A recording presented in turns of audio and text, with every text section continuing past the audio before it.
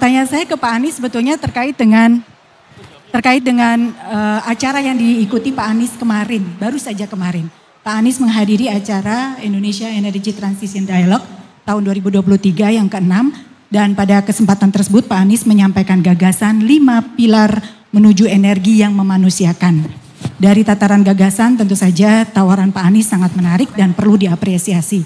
Tapi pertanyaannya gimana Pak cara mengimplementasikannya? How to make it work? Itu pertanyaannya. Karena jujur saja kita kan sekarang menghadapi dilema. Di satu sisi kita harus komit terhadap berbagai macam komitmen internasional untuk merespons perubahan iklim.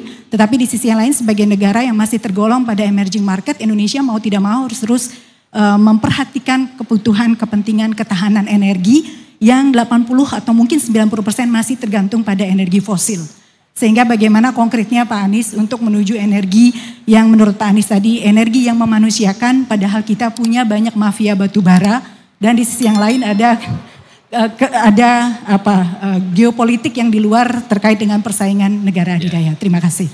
Bu Popi begini, terima kasih Ibu melihat.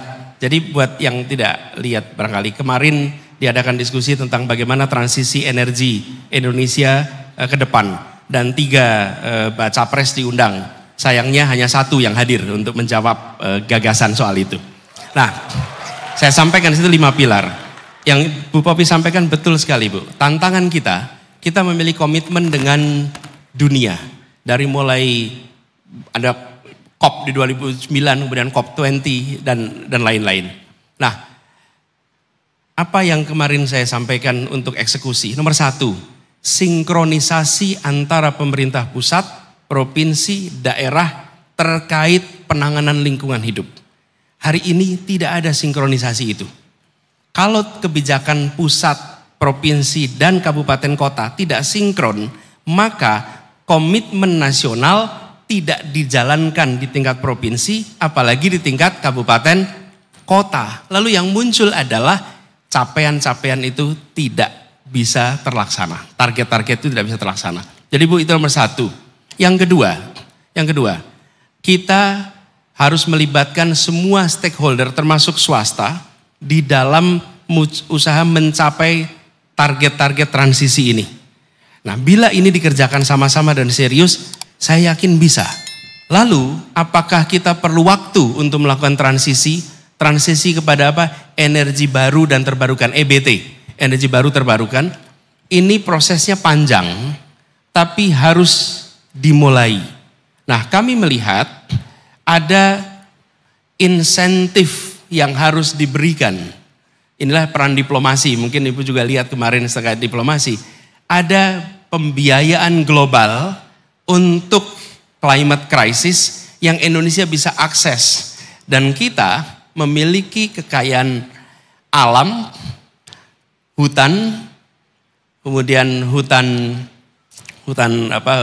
tropis, kemudian juga kekayaan biologi lain yang membuat kita bisa menerjemahkan ini di dalam carbon trading mekanisme.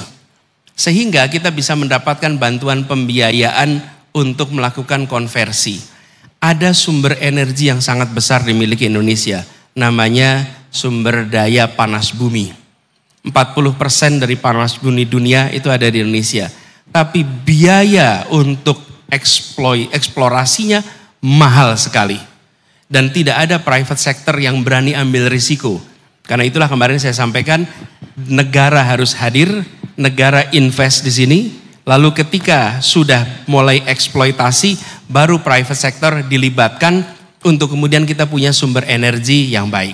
Jadi terkait dengan hari ini kita masih menggunakan fossil based energy, ini mau tidak mau akan bergeser, tapi tidak mungkin dikerjakan dalam waktu yang singkat. Jadi eksekusinya adalah sinkron pusat, provinsi, daerah, libatkan negara, swasta.